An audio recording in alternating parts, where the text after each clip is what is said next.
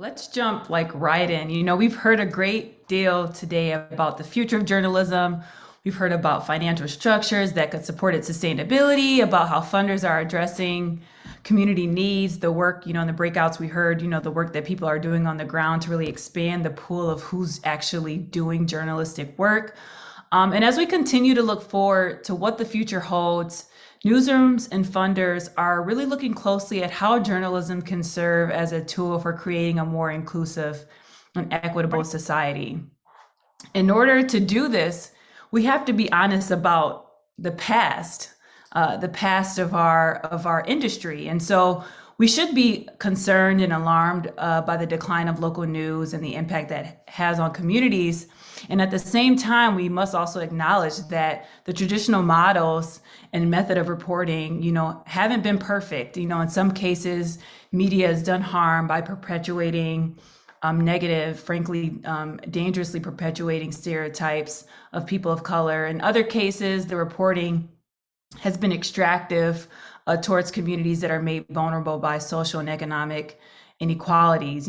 Sometimes we call this parachute reporting, where journalists is sent into a community that they're unfamiliar with, they write a story, and then they're out. But I have great news for you. New leaders and new models of journalism are emerging to really fill in the gaps and provide solutions in places where traditional media has failed. These models are designed with the core intention to reflect and prioritize the needs of traditionally underserved groups. And today, I have the pleasure of hosting a panel that will talk to three of these leaders whose work, is just one of many examples of solutions towards this effort. So the first panel today is Nissa Rees. She is the executive director and co-founder of Borderless Magazine, a woman and BIPOC-run nonprofit news outlet that is reimagining immigration journalism. In addition to reporting, Borderless also creates pathways for emerging journalists from immigrant communities, and it also gives journalists at other news outlets training and tools to report on immigration issues safely and accurately. Our second panelist today is Dawn Rhodes, who is the senior editor at Block Club Chicago. From the playful to the serious, you might have heard Block Club get a shout out in an earlier session today, but they always have an eye towards showing life in Chicago as people in Chicago experience it. That stripped of any preconceptions or decontextualized narratives. As a result, their journalism really empowers people of Chicago to be engaged in their community. And last but not least, I'd like to welcome also Jim Malowitz. He is the investigative editor at Wisconsin Watch. In his role, he oversees the newsroom collaboration with Milwaukee Neighborhood News Services, another INN member. And together they're working to build and run News 414, which is an SMS text-based news service that's filling information needs around food security, housing, health, safety, jobs, mental health, as well as domestic violence. So we're going to have a lively conversation. You can drop your questions in the chat as we go, and then we'll bring them forward at the very end for Q&A. So first, my question is for Nissa. Borderless is based in Chicago. So give us a vision. What is the landscape of what's happening there? What are you seeing as really some of the immediate needs on the ground for people that live in Chicago? Yeah, so Chicago really is a city of immigrants. Borderless Magazine, our focus is on immigration, and over 1.5 million immigrants live in the metropolitan Chicago area, and nearly 1 in 3 households in Cook County include immigrants.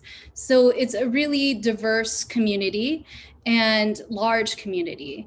And Borderless began as a quick response project to meet the need for more accurate and representative coverage of immigrants in the early days of the Muslim travel ban here in Chicago. But we know from those early experiences, from our continued work here, that Chicago's local media is really underserving immigrant populations in the region. In 2010, there were over 130 media outlets serving primarily immigrant audiences in Chicago. Today, just over half of those remain. So it's a huge contraction of our ecosystem here. And the COVID pandemic has only accelerated this trend, with the longest running Arab American newspaper here shutting down, and lots of major outlets like Univision laying off staff. So at Borderless, we're really trying to meet this need, as Courtney mentioned, through our reporting, which we offer to other nonprofit news outlets for free publication, but also through building up the news ecosystem. So providing pathways for emerging journalists from immigrant backgrounds to work in journalism, and training local newsrooms in how to best cover immigration. And to that end, earlier this year, I got a copy here, visual aid. We published our State of Immigration News in Chicago. I'm sure a link will go in the chat to it, with support from PEN America. And we did a survey and listening sessions to really put down in numbers and concrete information what we know as journalists covering immigration, which is we need to do a better job as reporters, as newsrooms.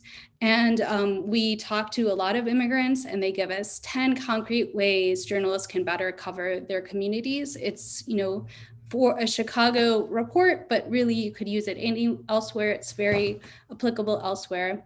And I think, a lot of us know the what is lost when we lose local media, the democracy, the loss of participation in voting. Half of the immigrants that live in the Chicago area are citizens. But beyond that, we know that irresponsible coverage of immigration or extractive reporting can result in the deportation of people. We know ICE has picked up people who are reading about them in news stories. So really, this is a situation where we can all work together, and Borderless is working with a lot of our sister nonprofit outlets here, like Block Club and elsewhere, to do a better job of serving our communities. Thank you, Nista. You mentioned Block Club because you guys pretty much, you're in the same city. So Dawn, what's been Block Club's approach to addressing where there are gaps in the local landscape there in Chicago? Sure.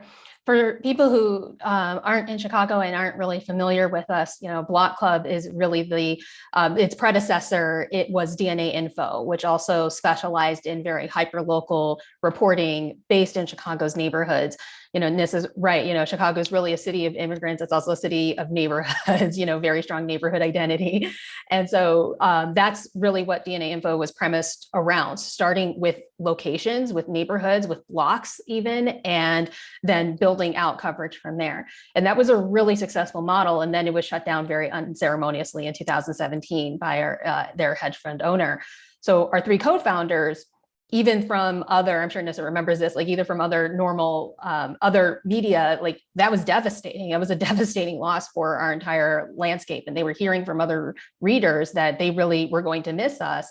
And so they realized that there was still a need for this. There was still a market. So we launched Block Club Chicago in 2018. We're about to come up on our third birthday. And we started with, we started with 5 reporters, and we started with 3 editors covering 8 neighborhoods. And we started with Kickstarters, about 3,000 Kickstarter givers. We had civil donations and all that. So 3 years later, we've more than doubled our staff, including me. I'm new. So we did start by fulfilling that need for hyper-local coverage in Chicago, but really that demand was kind of created and bolstered by the work of DNA Info. The reality is, and this is not a dig on any of our local newsrooms, but the reality is just that our shrinking bandwidth in the industry means that our Chicago newsrooms just don't have enough people to drill down that small into neighborhoods, into blocks, into small community meetings and things like that. And that's really where we come in. Their models are also different. They serve the city, they serve state, they serve, they have regional audiences. So they really have to think more broadly about the reach of their stories. Whereas nothing is too small really for Block Club. Anything that is affecting a neighbor, that can be a story for sure. And there's definitely a need for that.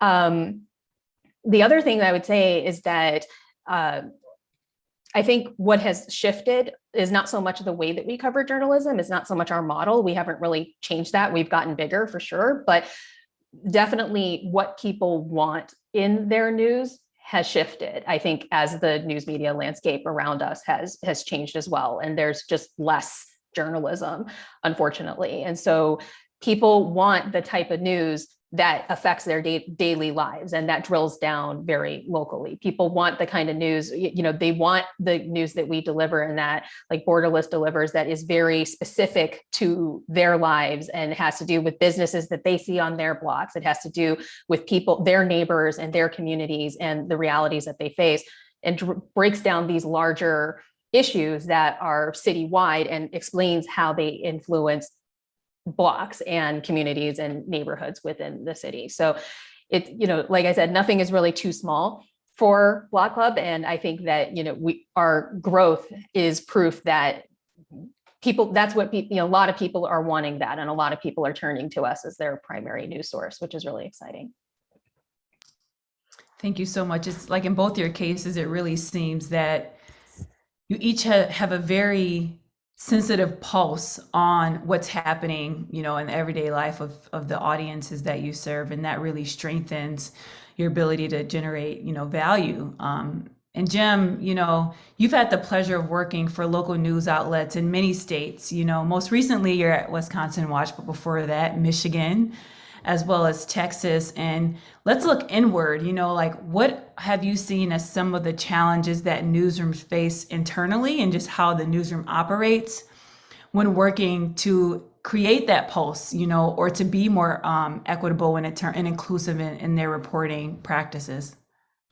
Sure. Well, I've had this privilege of working like almost exclusively at nonprofit news outlets, which is kind of a strange journey. And everyone I've been at has been one that is, mission driven and wants to serve the public and says all the right things. And everyone I've been at too also realizes that we are falling short at the time with, having a makeup of our newsroom and a diversity of experience that reflected the diversity of whichever state I was covering, whether it was Michigan or Texas or now Wisconsin. And one thing, and we'll talk a little bit more about exactly what our News 4 and 4 collaboration with Milwaukee Neighborhood News Service is, and sort of defining what we do. But one thing that I've really learned in doing service journalism, journalism that tries that strives to meet people where they are in all aspects, and also is audience first in every regard, rather than having ideas originate in the heads of editors who may be disconnected, but ideas for stories that originate with people that we're engaging with first. One thing that I've learned is that like in every newsroom I've been in, it feels like a major constraint in really accurately reflecting the voices of the people that we want to serve and cover is mediums. There's a lot of newsrooms doing innovative things to get their content in front of people. It's often online. It's producing great stories via video or a traditional news story and sharing it on social media. But most newsrooms are set up to have a product, and the product is that story.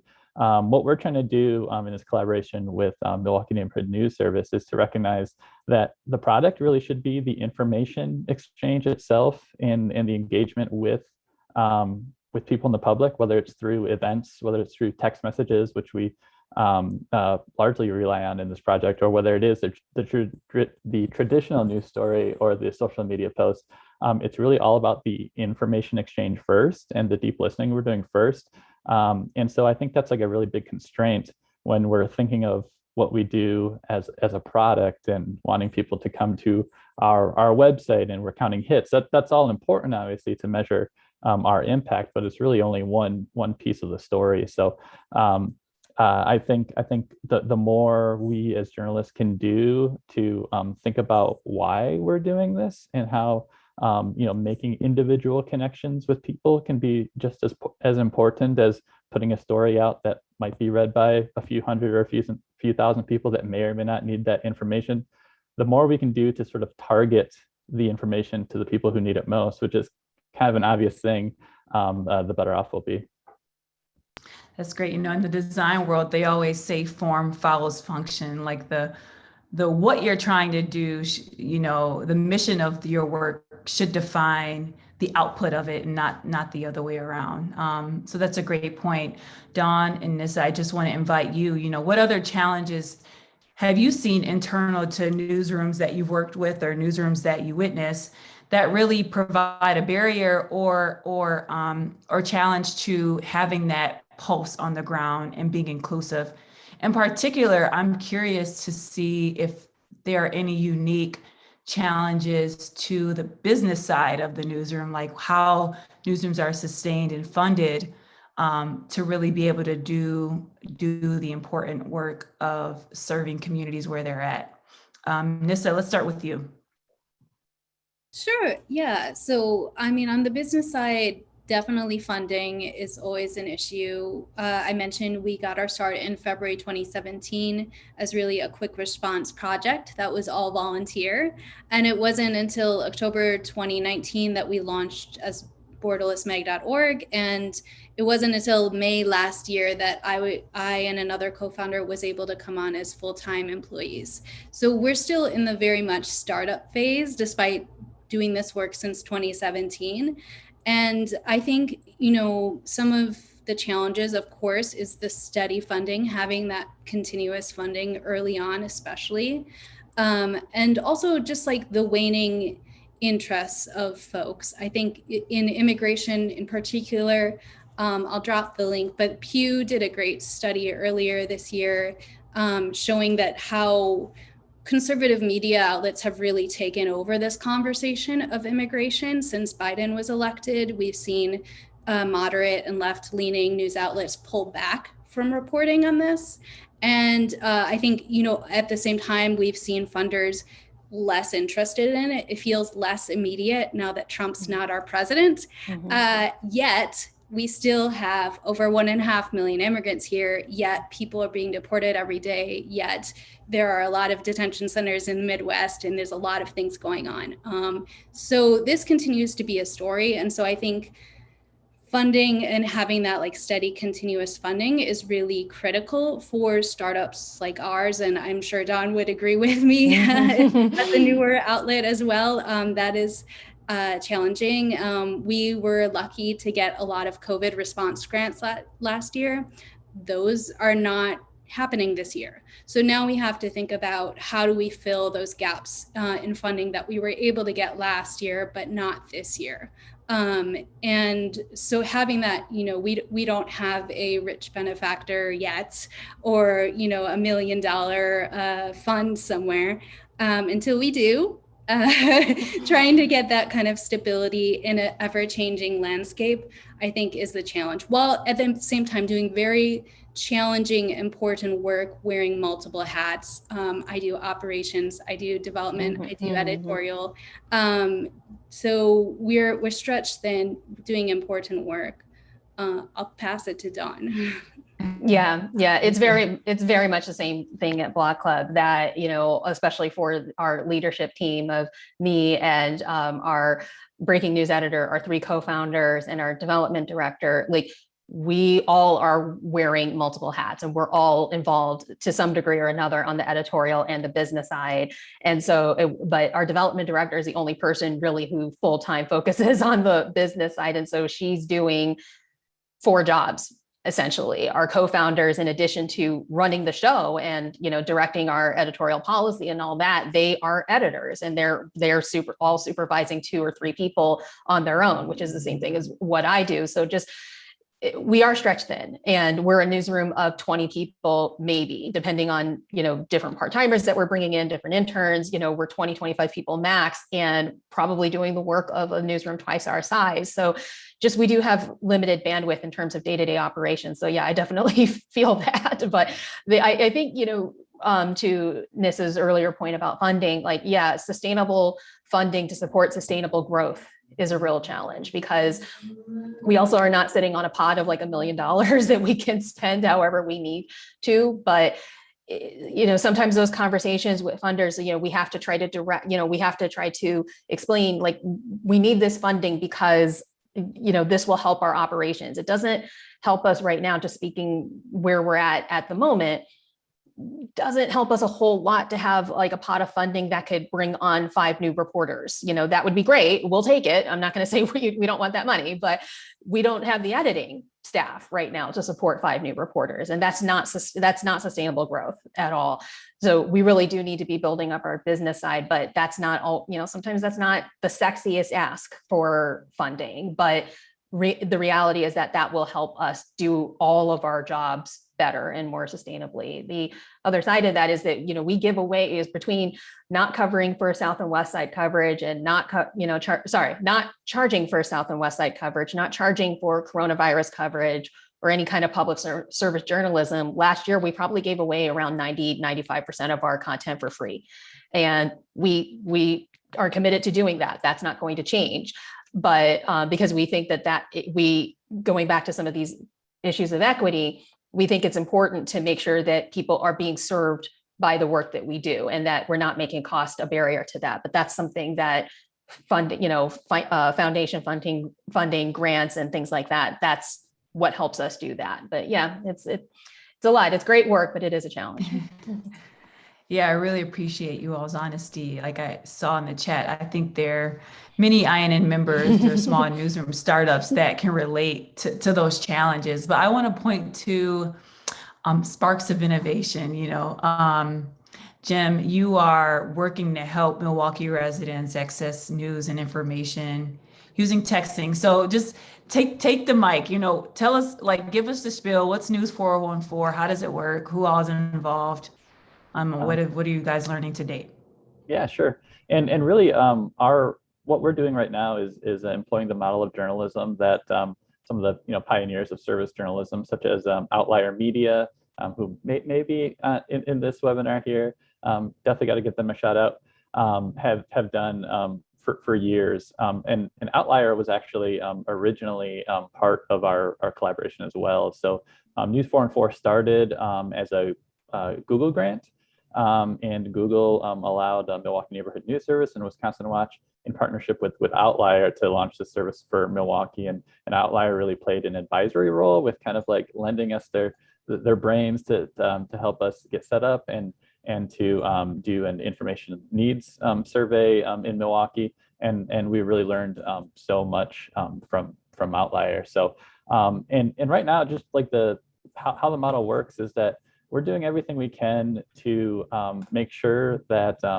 the stories and other content we release are coming, directly from surveys and other interactions that we're having with the public, and then also doing everything we can to meet people where they are. So understand the roles that news stories, text messaging, social media posts, and events play in giving us access to and connecting with neighborhoods in Milwaukee that have traditionally been misrepresented or underserved by traditional media or power structures. So we're focused specifically on some of the Black and brown majority neighborhoods in Milwaukee, which is a very, very segregated city.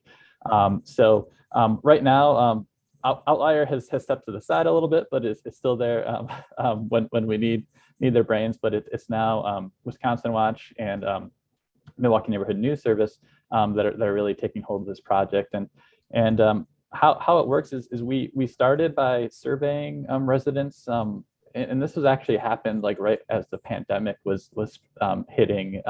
We started this project, so it was a really intense time to be doing this type of work. But we surveyed residents based upon their information needs through text messages, where residents got a small, I think it was $10 or $15 or something to participate in text. And our survey was based upon some info needs research that the Outlier had done to research 211 data to understand what types of calls people were making for service, whether it was housing, food, that type of thing. And then we combined that research with what we learned through text messaging to create different beats for our service. So we had reporters sort of preload information to text surveys about where folks could go to access food, to access housing, to learn about COVID risks and mental health, where people can test the service right now. We're in the middle of a little bit of an update, but if you text MKE to 73224. You can see what it looks like right now. And so we encourage people to in the community to text our service, and they can get this sort of see this information that we've preloaded, which is sort of like resources. And then at every step of the way, we're inviting them to connect with the reporter. And that's actually the most popular besides people do use our service to text their zip code to get the nearest food pantry towards them. That's one of the most popular, or to get information about rental assistance. But we get really interesting questions all the time, and primarily it has been food and housing. So we have that information that's available, and we're also pushing out information on social media where NNS might write a great story with resources, and then we'll break down those resources into even more digestible chunks to share on Instagram and Facebook. Milwaukee, we've learned, is a big Facebook town, and put it there out there as well. And then we're holding events to connect with folks.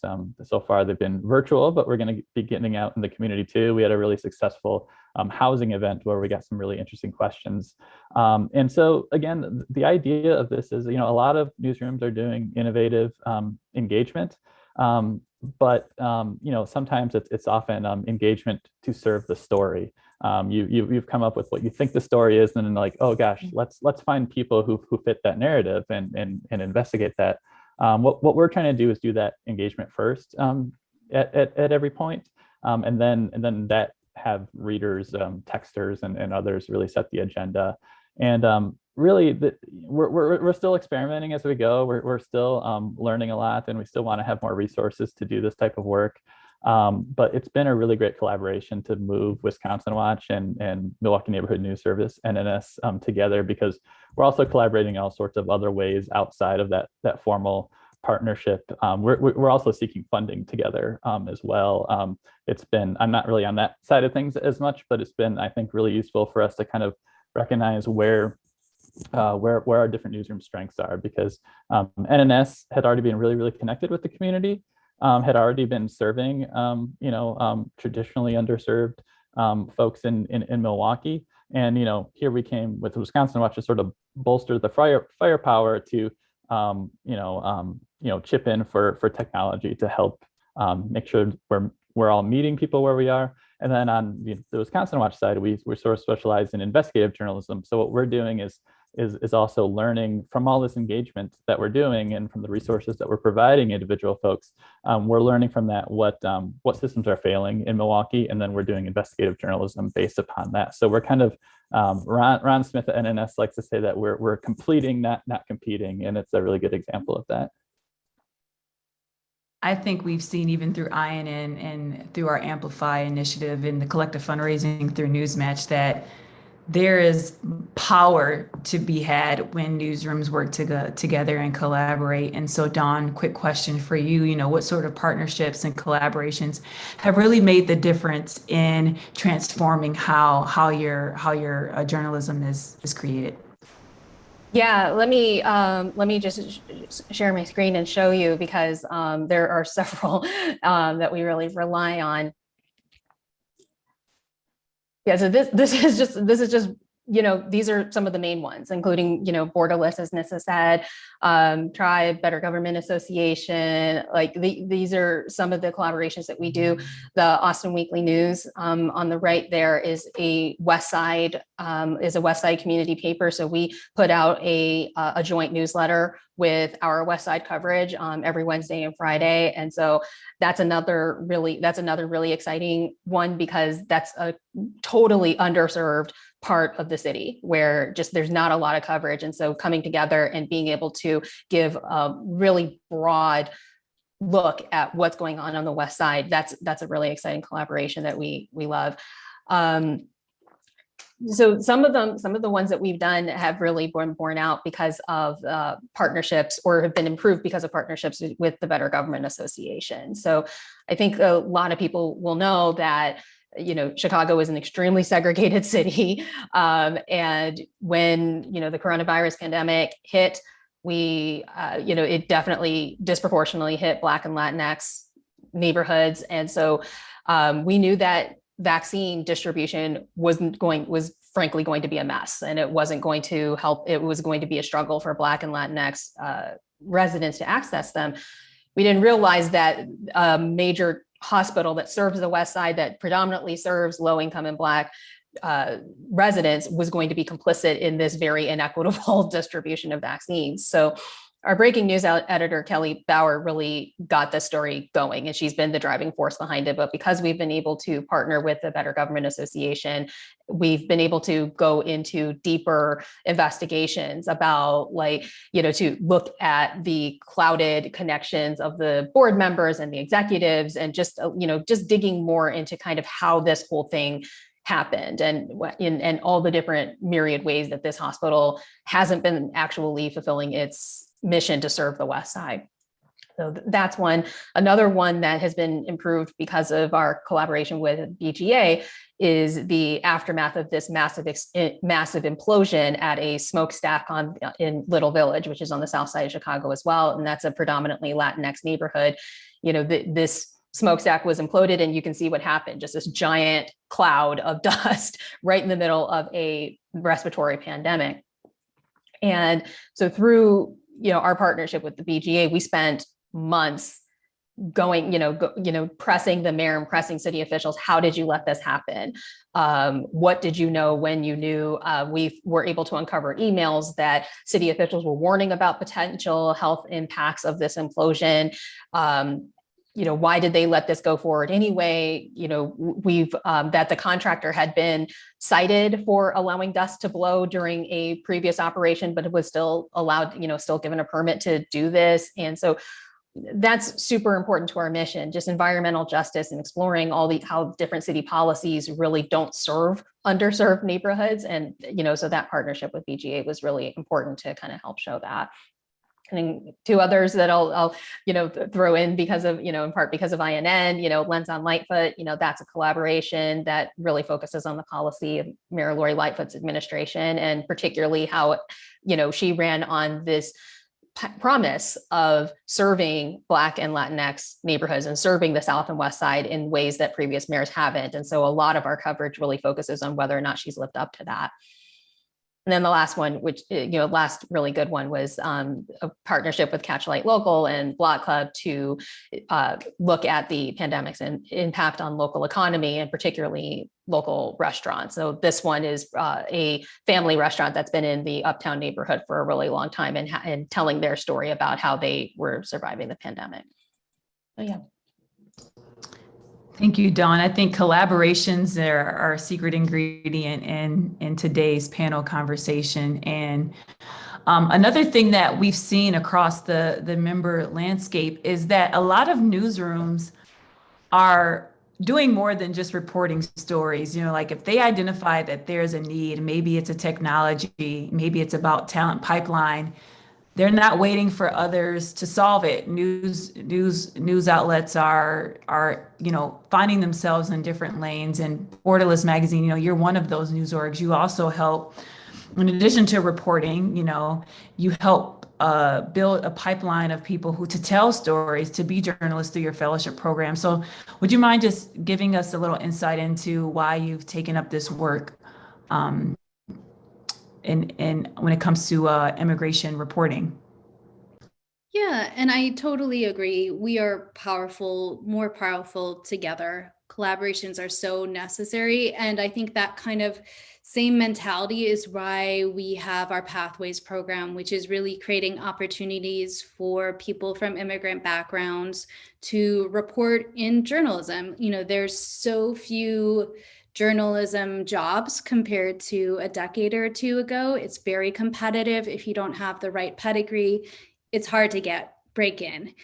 So this Pathways is an opportunity for people who might not have that background to get clips, to have opportunities to learn. And it's really been great to see how it's evolved over the last year and a half. We've had interns from last summer go on to work at NPR, Apple News, City Bureau, Catchlight. And our intern from one of our interns from last summer, Claudia Hernandez, she's a Mexican immigrant, and she now helps us manage INN's Translating Chicago project, where we're partnering with local nonprofit newsrooms and helping them translate their stories from English to Spanish, and really trying, again, build up this ecosystem. And we are so much more powerful together, and we need each other. So it's not about competing and being like, Borderless Magazine is the only multilingual news outlet in Chicago. We want other news outlets to be multilingual. We want other outlets to just publish their stories in Spanish and not even think about it. Because 25% of Chicagoans speak Spanish at home. So it's really about building up what has been decimating, but not just going back to what it was 10, 20 years ago, really building an ecosystem that is more representative of the people we serve, and making sure that the people who are coming into journalism today in 2021, like, they're ready to be the next newsroom leaders in 10, 20 years. I can't wait to see what kind of great news outlets they're going to start. And I'm sure they'll be joining INN as well. So it's really about, helping each other and building each other up. Thank you so much. We've got so many great questions coming through the chat. So I want to leave, before we get to those questions, just with the question really for everyone who's on this call right now, on this webinar. What is your vision of sustainable and equitable journalism for the communities you serve? And can you just name what is one of the most single important things that you feel needs to happen for you to really achieve that vision? So Sarah's going to drop this question in the chat. I invite anyone on the call to provide their 2 cents to share with the group here. We're short on time, so Nissa, Jim, and Dawn, I want to give you each, 15 seconds to just briefly share, what your vision is and what is that one thing you need, and then we're going to quickly get to questions. Jim? Sure, I can start. Well, my vision too, and Wisconsin Watch has talked about that and pitched it to funders, is to have more resources to actually research other news deserts in Wisconsin, and not only like where are people not getting the news, but like how can we get it to them in innovative ways, whether it's through radio stations or WhatsApp or text like we're doing in Milwaukee. So to have more resources to do that research, and then that outreach to maybe connect with news outlets, non-traditional news outlets, so we can collaborate, outlets that are already reaching people but might need more resources. I would love to see that. Dawn. I mean, this is vision? this is very Chicago specific, but what I really want to see us accomplish, and what I want to see all of us accomplish, is more reporting in underserved neighborhoods that have been just really ignored, not only by city policies, but have really been ignored and misrepresented by news media for, since the beginning of time, honestly. But just, so we're, really our goal in Block Club is we want to have a full-time reporter covering every part of the city. And there's still some little pockets that we're not quite there yet. We're getting close, but there are so many great stories to tell. And that's not to say that, especially when we're covering the South and West Side, that's not to say that, we're ignoring the very obvious issues about, the very obvious challenges. But there's so many wonderful neighbors that are helping each other, so many wonderful community organizations that are doing great things. There's great news happening everywhere. And so we want to see more of that. We want to see more of a commitment to seeking out those stories and making sure that like all of Chicago really can be represented in the work that we do. Nissa? I agree with everything Dawn says about better representation, more accurate and continuous coverage of our neighborhoods and our underserved populations. We see a lot of diving into a neighborhood and then coming back 6 months later when there's a shooting. Mm-hmm. So trying to get away from that. And in order to really do that, what we need is more funding partners, more people who believe that who tells the story is important. More people who believe that these communities deserve to have equitable, fair, accurate media coverage to join us in supporting our mission, supporting, Wisconsin Watch Block Club Chicago Borderless's mission, because that's the only way we can be sustainable. We can't be sustainable without that sort of partnership from funders, both individual and foundations. So that is my call out as our need here in Chicago and Midwest. Thank you all so much. I want to quickly pivot to Sarah to share a question that we've gotten from the crowd. Yeah, so we got this good question. So as you all mentioned, of course, this reporting is so important. We had a question, why does this reporting tend to be grant-based? If the readers are enthusiastic about this, why do you think that the funding comes from grants rather than from readers? Dawn, would you mind taking that question? Sure. So, I mean, within the context of, we within the context of Block Club, and I think Chicago, I think we need to understand and start from a place of how deeply segregated and inequitable our city is. And so, we made a choice not to charge for some of this coverage because we don't want to make cost a barrier to that. It's not to say that, people don't support us and people wouldn't pay for it, but we're not at a place right now where that's fair. And right now, some of the price points would price people out of that. And so, but they do support us in other ways, and they support us through donations and things like that. But I mean, that's part of the issue for sure. And so, but that's the reality of it. We want to make sure, right now, the bigger goal is to make sure that we are serving those readers and that we're, putting our money where our mouth is, so to speak, and we're actually producing the kind of journalism that is responsive to them. And that, because we're still part of the news media. We have a responsibility, to, I think, answer in a way to the way that the news media has treated these communities before. And there's a part of me that is like, they don't really owe us anything. I think they've been kind of hard done by news media treatment for a long time. And it's time for us to serve them. And yeah, that's what I would say. That's part of it. And tomorrow we're actually having a conversation on what is really required to build that groundswell of philanthropic support, both from individuals and partnership with funders. So we'll continue this conversation. Sarah, is there just a final question we can pose to our panelists today? Yeah, one last question. So in this work, do any of you ever partner with advocacy or education organizations in your reporting? Jim or Nissa, could you lead with a response? Thank you. I can just jump in. The comic book, which is our second comic book we just came out with, was documenting a campaign led by Latinx youth organizers in Chicago against environmental racism and a recycler that was coming to the South Side.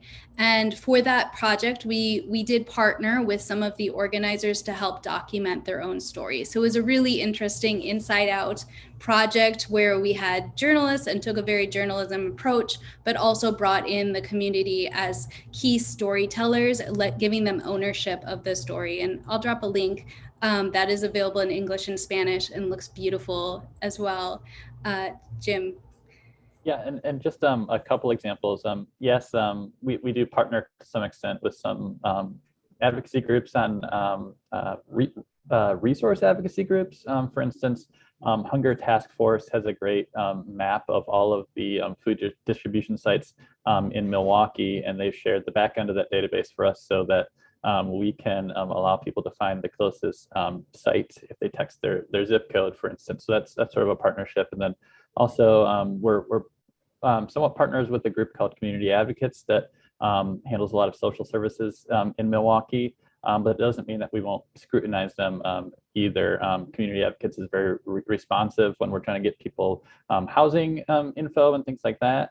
how to apply for rental assistance, but at the same time, we're also surveying our texters about whether Community Advocates is delivering rental assistance in a timely manner. So it's tricky to navigate, but we just have to understand how we can play a role and who's playing different roles in the community and connect different resources.